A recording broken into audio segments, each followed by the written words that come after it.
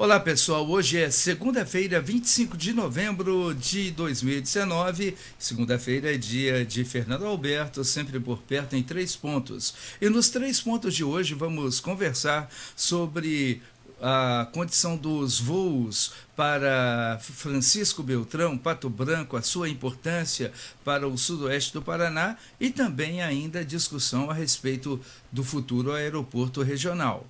No segundo ponto, nós vamos pensar nas metáforas inseridas na conquista do Flamengo em duas competições da máxima importância, como a Libertadores da América e o Campeonato Brasileiro. E, em último lugar, estaremos falando também sobre a persistência popular quanto à manutenção da prisão após segunda instância. A gente volta já já para falar sobre essas coisas.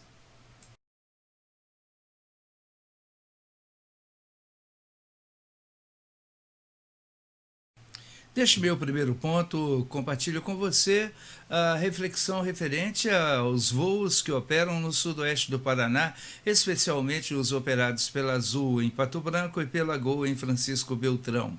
Certamente traz um upgrade para as relações não apenas comerciais do sudoeste do Paraná, mas também para a condição do fluxo de passageiros que também opera no turismo. Certamente um incremento importante para todo o sudoeste do Paraná e traz para todos nós facilidades específicas. Por exemplo, minha esposa ficou em Belo Horizonte depois de havermos meu filho Jonatas e sua esposa Carol retornado do nosso período de férias. E agora ela retorna no início de dezembro. Ela vem com voo direto para Francisco Beltrão, o que não seria possível se não houvesse a linha que hoje opera. Aliás, inclusive trazendo maior praticidade e trazendo também economia, porque a distância sendo muito grande e a viagem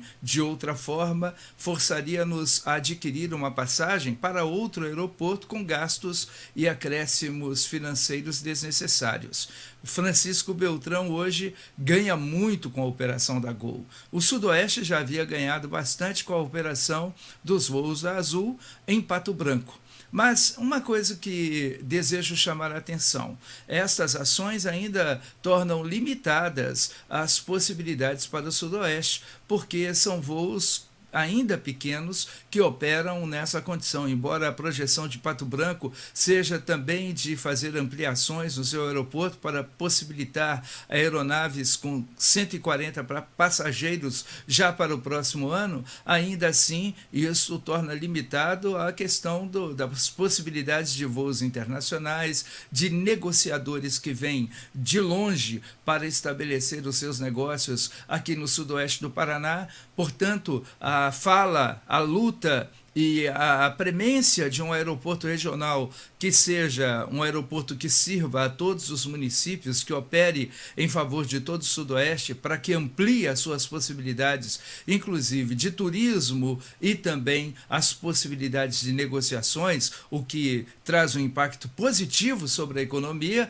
não pode desvanecer. O que precisa realmente entender, inclusive os gestores de cada município, é que a disputa de egos não cabe nesse sentido. Se podemos ampliar mais, fazer mais e conquistar uma condição melhor para todos e que vai impactar a todos positivamente, vai incrementar a todos os negócios no sudoeste do Paraná, criando novas oportunidades, por que não fazê-lo? Por que não insistir nessa direção? Então, que haja vontade política e que a pressão daqueles que são os munícipes, nesse sentido, também ocorra, porque podemos ter, sim, um aeroporto regional com a máxima potência de voos e aeronaves, inclusive de porte muito maior do que aqueles que têm chegado até aqui. Aliás, o que respalda, inclusive, a necessidade desses voos é o grande fluxo de passageiros que tem se demonstrado tanto em Pato Branco como em Francisco Beltrão, mostrando que o Sudoeste, de há muito tempo, já necessitava exatamente de ações dessa natureza quanto ao acesso através dessas aeronaves. Nós continuamos aqui não só na torcida, mas embasando a fala da necessidade de um aeroporto regional. Eu penso que muitas pessoas pensam dessa forma, sabemos também que não é algo da noite para o dia, nós sabemos que esses implementos não se dão rapidamente, mas a vontade política de todo o pessoal ligado à ANSOP, ligado à direção do Sudoeste do Paraná, refletida em seus prefeitos, presidentes de câmaras de vereadores, deputados do Sudoeste do Paraná a nível estadual e federal, pode muito bem fortalecer esse argumento. Que seja assim para o bem de todo o Sudoeste.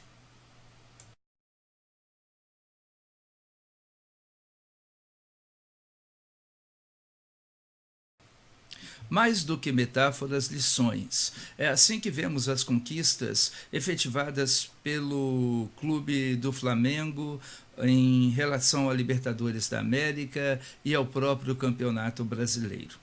Nós havemos de nos lembrar que o início desse ano para o Flamengo não foi nada positivo, especialmente em relação àquilo que aconteceu no Ninho do Urubu, relacionado a problemas de gestão, sim, problemas em que estabelecidos estavam aquelas crianças que sonhavam com esporte dentro de um contexto inapropriado para a moradia, e ali deu-se aquela tragédia toda.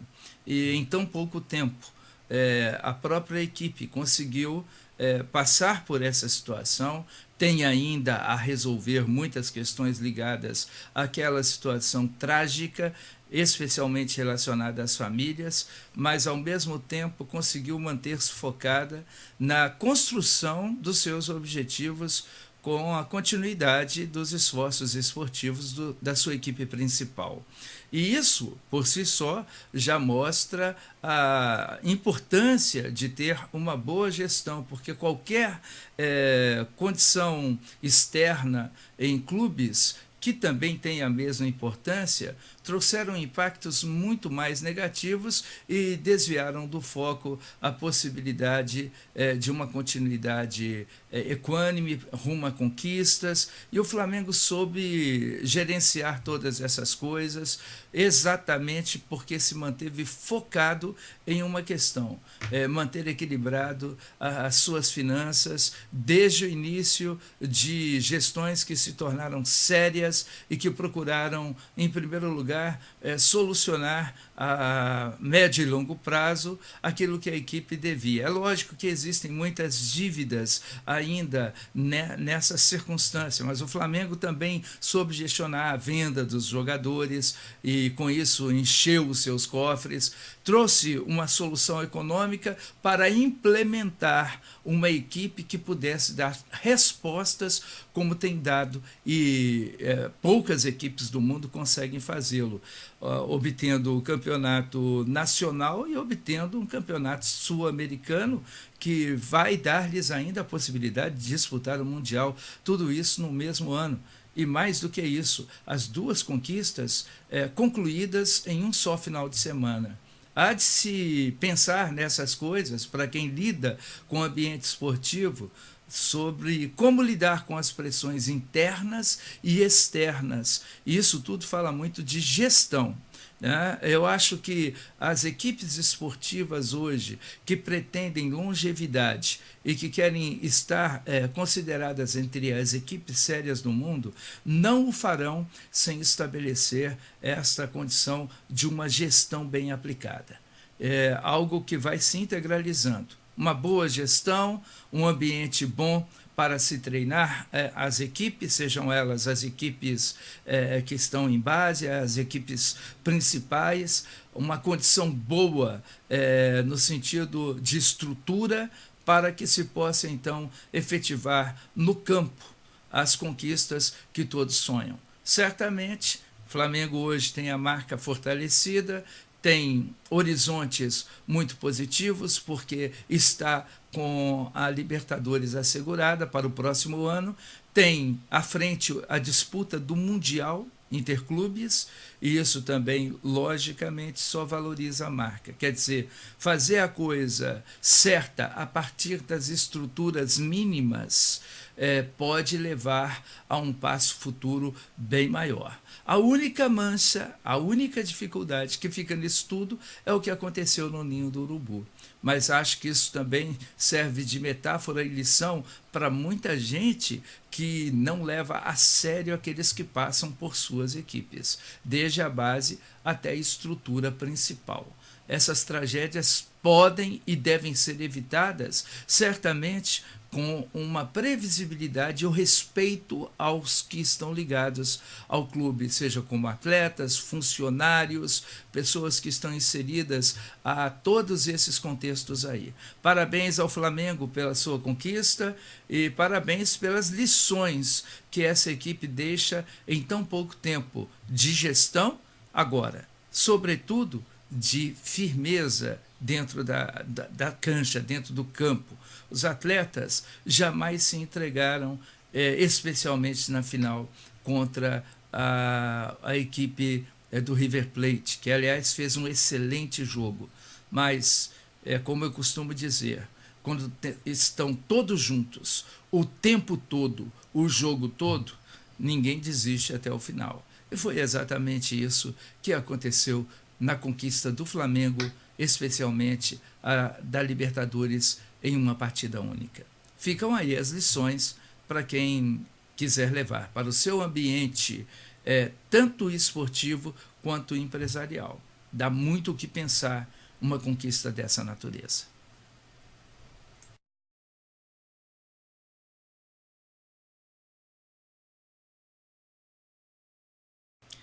A semana continua trazendo o desafio da manutenção da prisão em segunda instância no Congresso Nacional. E certamente existem aqueles, especialmente os líderes do Congresso, Maia e Alcolumbre, por sua vez presidentes da Câmara e do Senado, em não desenvolver com intensa boa vontade a inclusão desta pauta como prioridade. Portanto, resta-nos ainda a insistente ação com relação aos deputados federais, senadores, de podermos estarmos firmemente em contato com aqueles que foram os de nossa predileção e podermos estabelecer essa pressão aí. Porque a manutenção da prisão em segunda instância beneficia a toda a sociedade e só se retirada do contexto ali nos ambientes da Câmara e também do Senado, se não for levada com a devida importância, certamente ficará postergada para o ano posterior, e quanto mais isso acontecer, mais pessoas serão beneficiadas. Pessoas criminosas, digo de passagem. Certamente todos estão cientes que a ministra Carmen Lúcia ordenou que aqueles que foram presos e condenados em segunda instância e que ainda não tiveram os seus recursos para instâncias outras, sejam já liberados de imediato, consoante com a decisão tomada pelo próprio Supremo Tribunal Federal. É um ato insistente e, ao meu ver, impróprio, porque, tendo-se em vista, e é notória e pública essa discussão no Congresso Nacional, tendo-se notório que haver-se-á de discutir esse assunto dentro desses ambientes, como já se está fazendo, dava para esperar um pouco para que a ministra Carmen Lúcia tomasse uma decisão dessa natureza após a decisão do Congresso. Mas, na realidade, há um jogo de interesses muito claro aí estabelecido para que rapidamente muitos ganhem as ruas, e todo brasileiro sabe disso. Vão ganhar as ruas indevidamente e infelizmente. Por isso, faça o máximo que você puder junto ao seu deputado federal eleito, junto ao seu senador eleito. Continuemos nessa perseverante pressão popular, porque é só isso que sensibiliza estas pessoas que ocupam as cadeiras do poder. Terminamos aqui hoje o nosso Fernando Alberto, sempre por perto em 3 pontos. E se Deus quiser, na quarta-feira retornamos com mais 3 pontos para pensarmos juntos. Um grande abraço.